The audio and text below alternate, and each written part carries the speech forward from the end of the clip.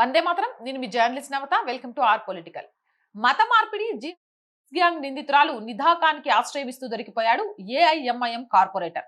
Nashik TCS forced conversion మరియు లైంగిక వేధింపుల కేసులో విస్తుపోయే నిజాలు బయటపడుతున్నాయి.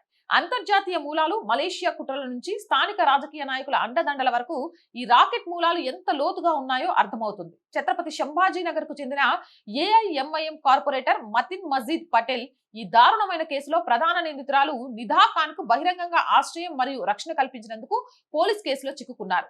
పోలీసులు ఏం చెప్తున్నారంటే, తప్పించుకున్న తిరుగుతున్న నిధా ఖాన్ ను పటేల్ వారాల తరబడి దాచిపెట్టారు. నారేగావ్ లో ఆమె కోసం సురక్షితమైన ఇల్లు ఏర్పాటు చేయడమే కాకుండా ఆమె కుటుంబ సభ్యులతో నిరంతరం సంప్రదింపులు జరిపారు. పోలీసులు ఆయన ఫోన్ ని స్వాధీనం చేసుకుని కాల్ రికార్డ్స్ మరియు మనీ ట్రయల్ ని ఎంక్వైరీ చేస్తున్నారు.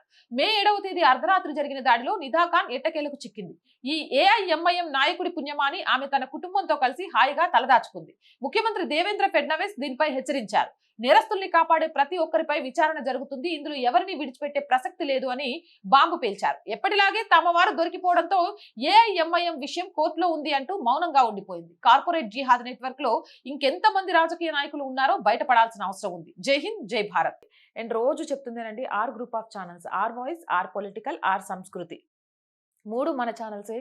So please subscribe our channels. Content బాగుంది అనిపిస్తే లైక్ చేయండి, షేర్ చేయండి. ఆర్థికంగా ఆర్ వాయిస్ ని ముందుండి నడిపిస్తుంది మీరే, అలానే నడిపించాలని కోరుకుంటున్నాం. మీరు చేసే ప్రతి చిన్న సహాయం కూడా ఛానల్ ఇంకా ముందుకెళ్ళడానికి ఉపయోగపడుతుంది. చేస్తారని ఆశిస్తున్నాం. చేయాలి అనుకునే వాళ్ళు సబ్స్క్రిప్షన్ పక్కనే జాయిన్ అనే బటన్ ఉంది. 1 to 5 లెవెల్స్ ఉన్నాయి. ఏదో ఒక లెవెల్లో సపోర్ట్ చేయండి. లేదా స్క్రీన్ మీద గూగుల్ పే, ఫోన్ పేతో పాటు అకౌంట్ డీటెయిల్స్ ఇచ్చాము. మీకు తోచిన సహాయం చేయడం ద్వారా ఈ ఛానల్ని నిలబెట్టడానికి పోరాటం చేస్తున్న మాకు అండగా నిలబడండి. జై హింద్, జై భారత్.